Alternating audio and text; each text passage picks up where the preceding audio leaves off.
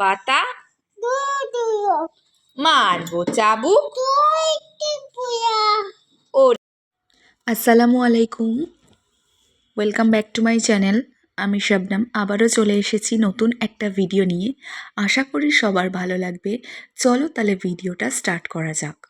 তো সকালবেলায় এখানে রিশানকে আমি ব্রেকফাস্ট করিয়ে দিয়েছি, তারপরে আমি যেমন আমার কাজে লেগে পড়ি, আর এদিকে দেখো রিশানও ওর কাজে লেগে পড়েছে, মানে তাণ্ডব শুরু করে দিয়েছে। এখানে তাণ্ডব বলা ভুল হবে, এখানে আর কি মানে নাচ করা শুরু করে দিয়েছে বললেই চলে। তো এখানে নাচানাচি পর্ব চলছে, আমি কিন্তু বাইরে থেকে সবটাই শুনছিলাম। আর পরে আমি দেখলাম এটাকে ভিডিও করে রাখা হয়েছে, আর ভিডিওটা করে রেখেছে আমার ভাগ্নি। তো পরে আমি দেখলাম যে ও এরকম নাচানাচি শুরু করে দিয়েছে সকালবেলায়। মুডটা বেশ ভালো আছে। অন্যদিন তো দুষ্টুমি করে, নয় আমাকে কাজে অনেক জ্বালাতন করে, করতে দেয় না। তো আজকে দেখলাম আর কিছু বলেনি, নাচানাচি শুরু করে দিয়েছে। তো তারপরে আমি চলে এসেছি, অলরেডি আমার রুটিটা করা হয়ে গেছে, আর এখন আমি করে নিচ্ছি আলু ভাজা।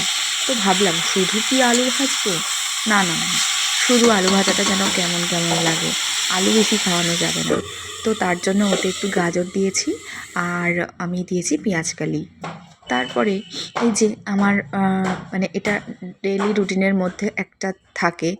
তো যাই হোক, আমি ছাদে চলে এসেছি এখন। আর এই যে আমার সুন্দর সুন্দর ফুল গাছগুলো দেখলে আমার মন যত খারাপ হোক না কেন ভালো হয়ে যায়, আর তাই আমি তোমাদের সাথে শেয়ার করে ফেলি।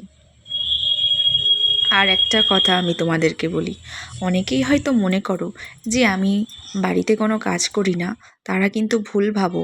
আমার কাজগুলো কিন্তু তোমরা এসে করে দাও না, আমার কাজগুলো আমাকেই করতে হয়। সুতরাং না জেনে না বুঝে ভুল মন্তব্য করবে না, এটা কিন্তু খুব ব্যাড হ্যাবিট। আর এই যে আমাদের রিশান বাবু থালা বাসনগুলো নিয়ে বড্ড ছড়িয়ে ছিটিয়ে ফেলতো, কতগুলো যে কাপ ভেঙে দিয়েছে তারও মানে অগুন্তি।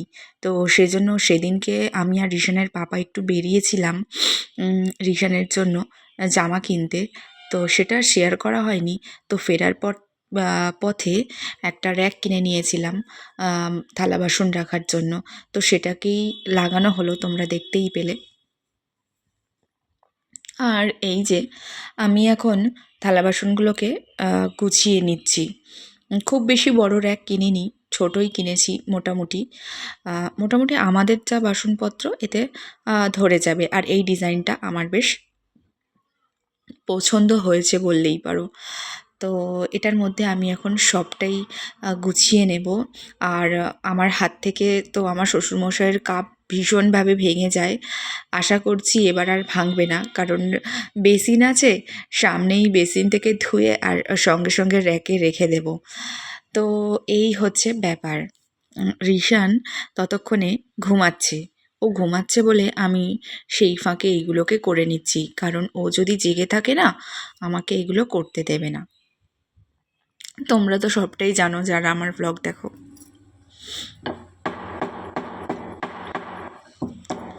তো তারপরে আমি এখন রিশানের জন্য আমি রান্না করছি।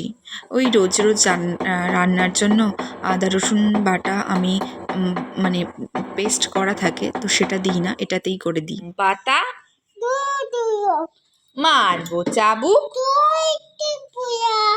ওরে বুবু আসছে আমার পাগলা ঘোড়া, বন্দুক ছুঁড়ে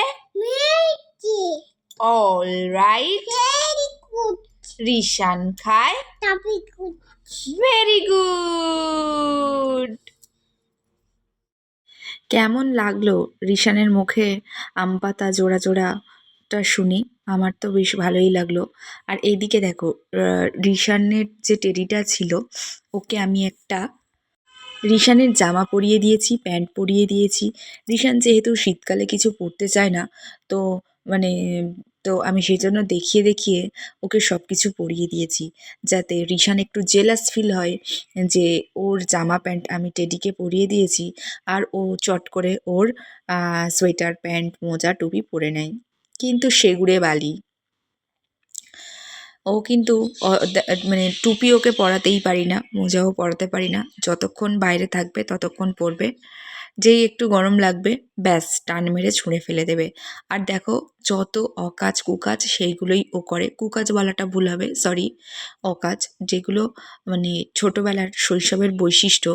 তো এই যে বাইরে থেকে গামলাটা নিয়ে চলে এসেছে, আর ওর মুখে মাখা ক্রিম, বডি লোশন, সাবান, শ্যাম্পু সবটাই এতে ঢেলেছে। কত কত করে জিনিস নষ্ট করেছে।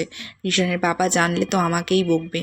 তো যাই হোক, আর এদিকে দেখো আমি বসে রয়েছি, পিছনে আমাকে ধরে রাখতে হয়েছে জিনিসটা, না হলে তো উল্টে পড়বে। তো ভিডিওটা যদি তোমাদের কোনো অংশে একটু ভালো লেগে থাকে, লাইক, কমেন্ট, শেয়ার এবং সাবস্ক্রাইব করে পাশে থেকো। Tata, by.